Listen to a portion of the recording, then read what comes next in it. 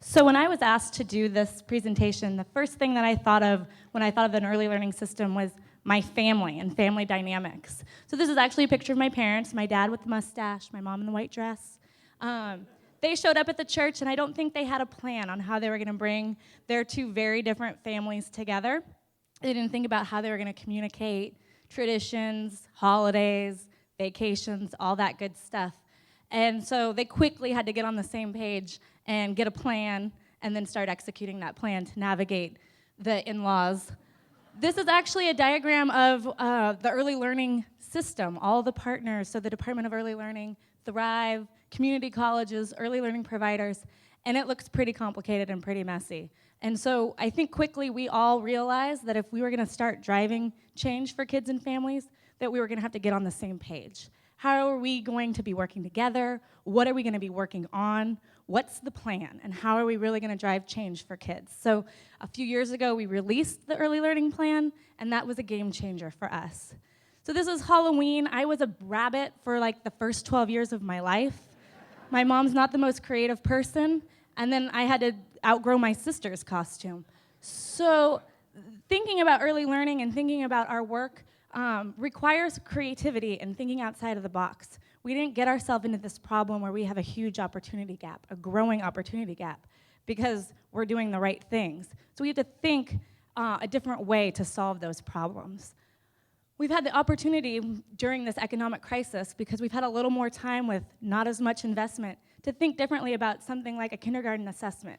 States across the country are doing this, but they haven't been as innovative as us. We now have a process that's comprehensive, and it's really a good, appropriate developmentally way to do things.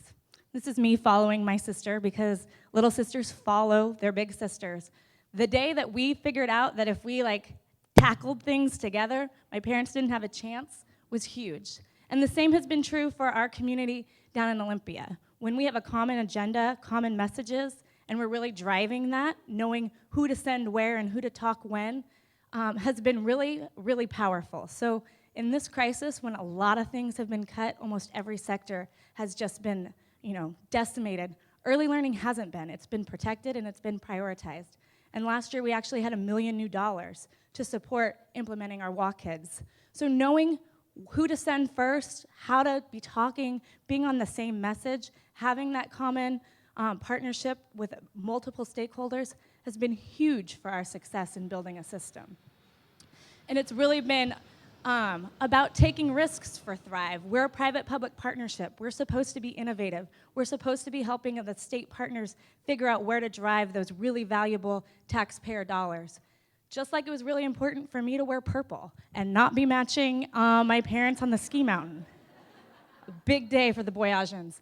And that's been true for our work at Thrive. We've had to think about our quality rating and improvement system and what was really going to drive quality improvement for child care providers. Thinking about our kindergarten assessment differently. Seriously thinking about how to do that work differently so the kids furthest away from opportunity have the supports and services that they need. And that's been a real value add, I think, to our state partners and our community partners, is being able to have some flexible dollars to take risks. These are my adorable nieces. My sister had the great idea, I think great idea, to take their pictures in front of a tree over time. So not only are they growing, but the tree is growing. And it's a creative way to mark time and mark progress and mark their development. And when you start thinking about systems change, we have to think creatively about how we're gonna be measuring our progress, because it's happening, but it's not in the same way of more kids are being served by ECAP, which is our state preschool, or more families get a message. It's we're doing our work differently. We're doing our in a different approach. We're having different conversations. We're sharing our resources. So how do you measure that, and how do you really tell that story? And it may be in front of a tree with really adorable little girls, but probably not.